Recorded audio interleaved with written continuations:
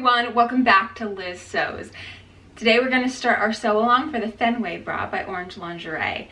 I have an example of that right here just to show you some interesting things about this pattern. First off, it is a partial band bra, which means that you have the center bridge here and then the band picks up again along the side and continues around, but there's nothing directly underneath the cup. I would say that this pattern is not made for incredibly large busts, but if you're like in mid-range, it certainly has enough support for that. Another thing that I really like about this pattern is this sheer upper cup that's finished off with the fold over elastic. I think this gives a lot of options for different ways to style this. Like I've done, you can use some bra tulle in this area. You could also overlay some lace on here. You could use the fashion fabric as well just to make a larger cup. The options are really endless. So let's start and take a look at how to measure yourself for this bra. So just like my Watson bra tutorial that I gave last month, this bra uses a +4 system on the band. So you're going to want to measure underneath the bust parallel to the floor. You're going to find that measurement and then add 4 to that if it's an even number, or 5 if it's an odd number, and that's going to be your band size. The next thing you want to do is measure around your full bust. So the full bust, again, you want to come kind of parallel to the floor and then around the largest point of your bust line. You're going to take that measurement and write it down. And then finally, you want to take your upper bust measurement. Whoops, it's the other way around. I'm going to take your upper bust measurement. So you kind of want to keep the back of the band where it was with the full bust measurement, but just angle it up directly underneath your armpits and then over the top of your chest. You kind of want a measurement that doesn't include any of this flesh. You want to just get your chest without the breast line in there. So once you get your upper bust measurement, you take the difference between your upper bust and your full bust, and that will help you determine your cup size. 1 inch is an A cup, 2 inches is a B cup, 3 inches is a C cup, and so forth.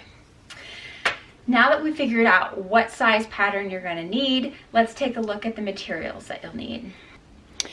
So the Orange Lingerie bra comes as a PDF pattern, and it's really nice because there's not very much taping, if at all, especially in the smaller bust sizes.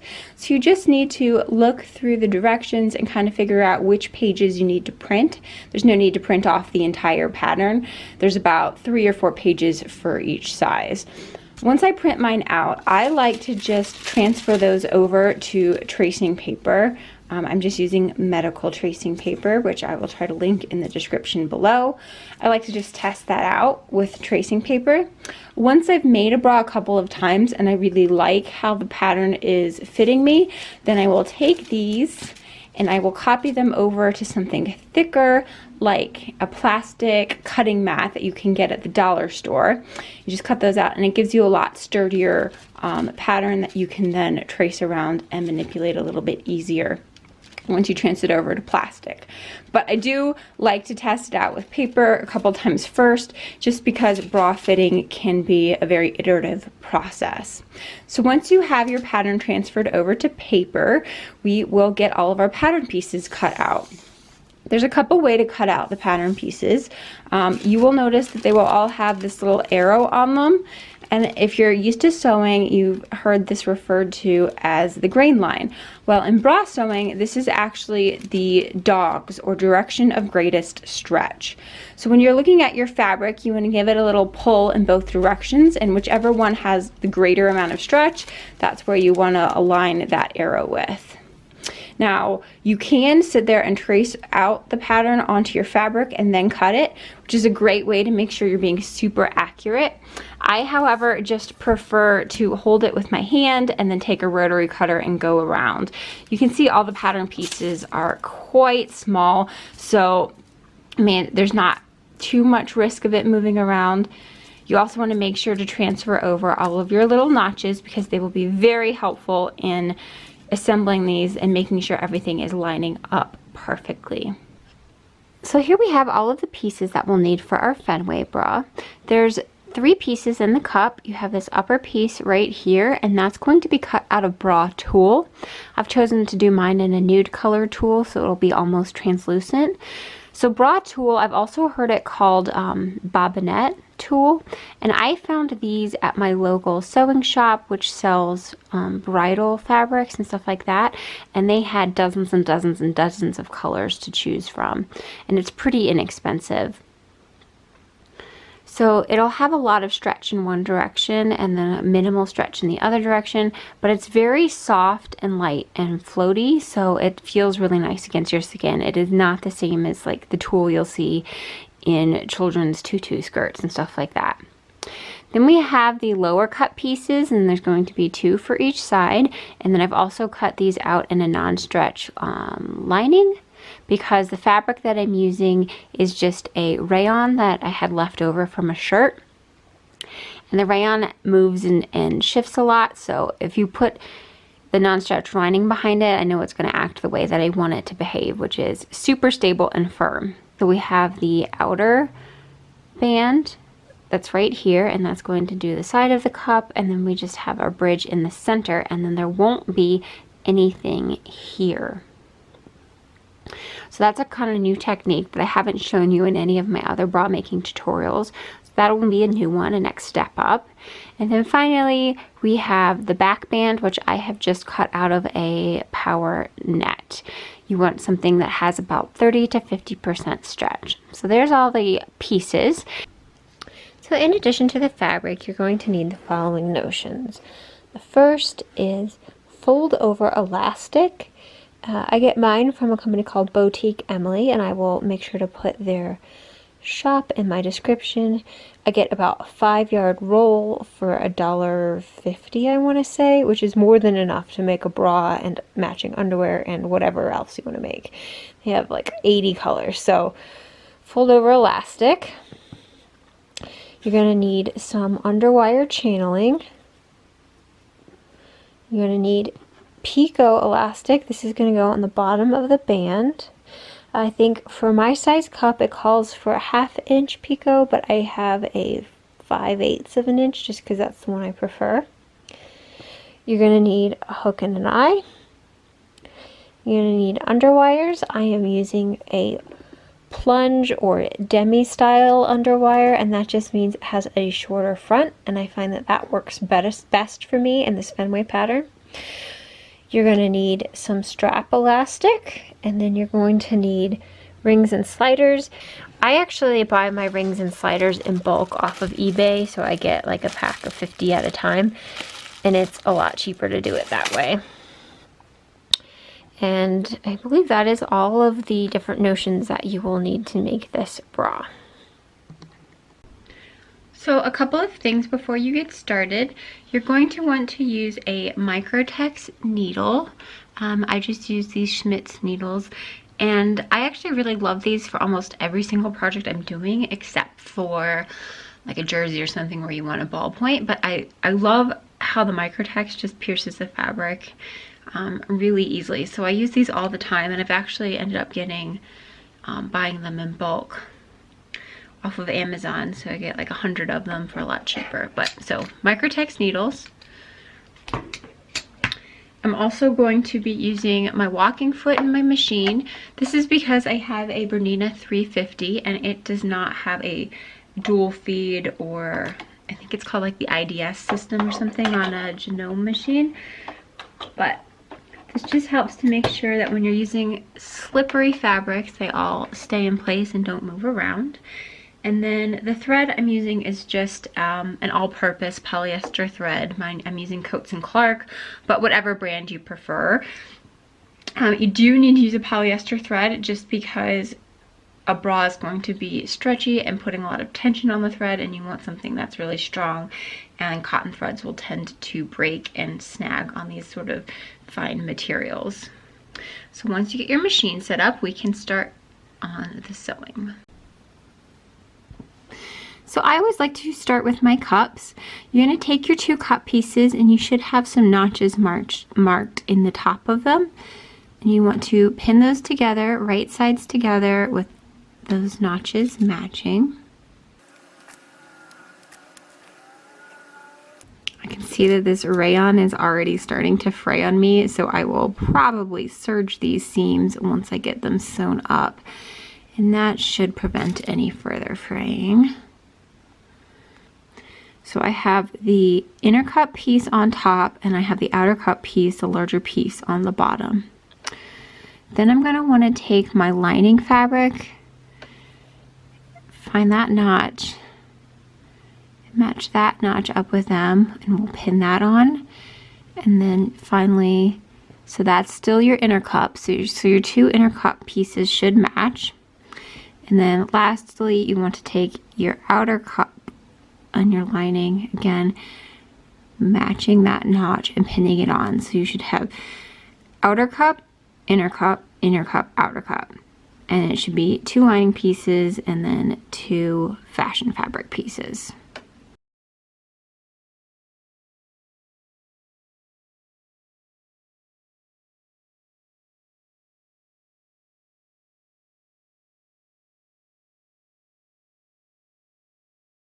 So we have the outer, the larger cup lining, the inner cup lining, then we have the inner cup and the outer cup of the fashion fabric, and all four of them are pinned together.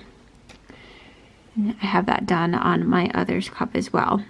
So we're just going to sew this with a 1/4 inch seam allowance, and I'm going to use a straight stitch right there. And then because this rayon is fraying so much, I will go back in and serge that seam as well.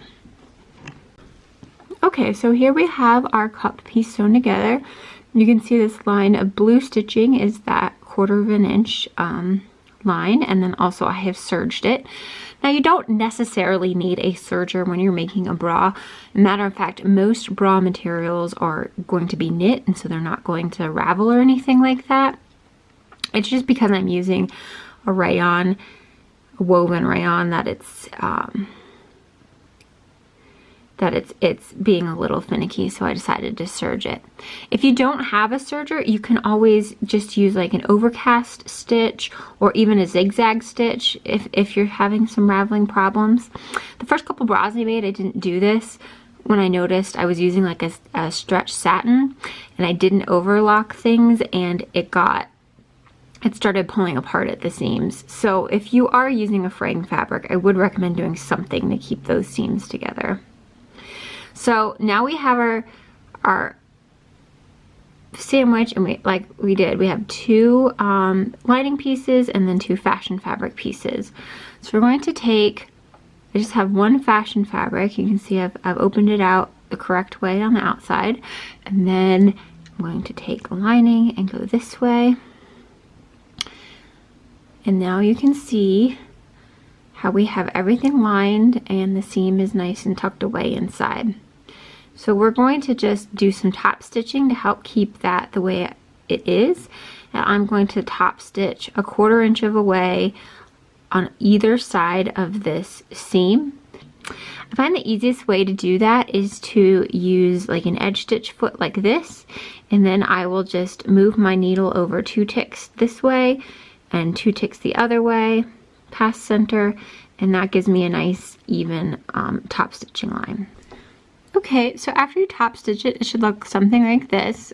My thread matches my fabric really well, so it's kind of hard to see, but on the inside you should also be able to see 2 lines of stitching. One of them is just sort of keeping this flat, and the other one is more decorative. Now, like I said, I'm using a matching thread, but if you would like to highlight this feature, I think doing top stitching in a contrasting thread, even like a gold thread would have been really nice with this, so it looks more like denim, but it's all up to you. Those are some design choices you have. So now that we have the lower cup assembled, we're going to start adding the upper cup. Now, when you have your upper cup piece, you'll notice that one side is longer, and that's going to be this is your center front over here, and then this is what's going to be like underneath your armpit. And you want to make sure you have the correct cup. So the smaller triangle is your inner cup piece, so that's going to be your center front. we're going to line up there and then pin it all the way around. Okay, so now they are all pinned. It will take a little bit of finessing just because the bra tool is like a downward curve and the fabric is an upward curve, so you kind of have to work it together to get them to fit, but it should look like that.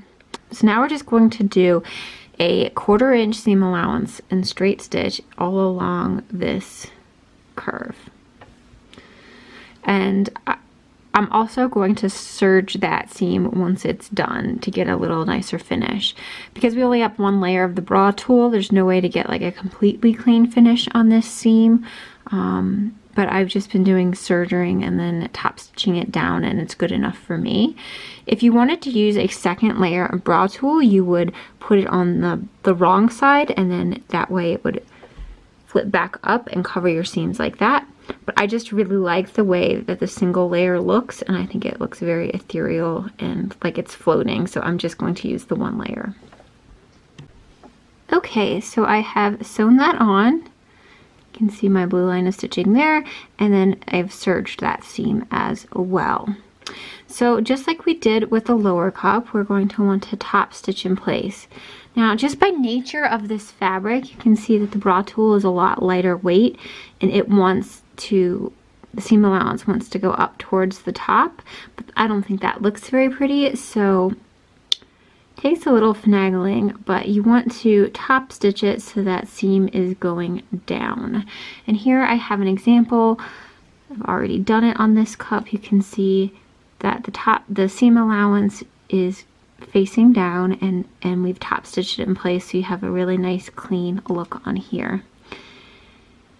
And from the inside, this is what it looks like. You'll see that serged edge, and again, if you don't have a serger, you can always do a zigzag stitch.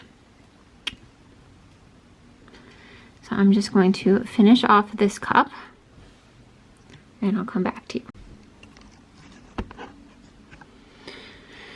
Okay, we have one last step before we set these cups aside, and that is to put the fold over elastic on the inner cup. So you'll remember before that the inner cup is the one with the longer side of this triangle. And we're just going to apply fold over elastic on this edge. We're going to do the other edge later.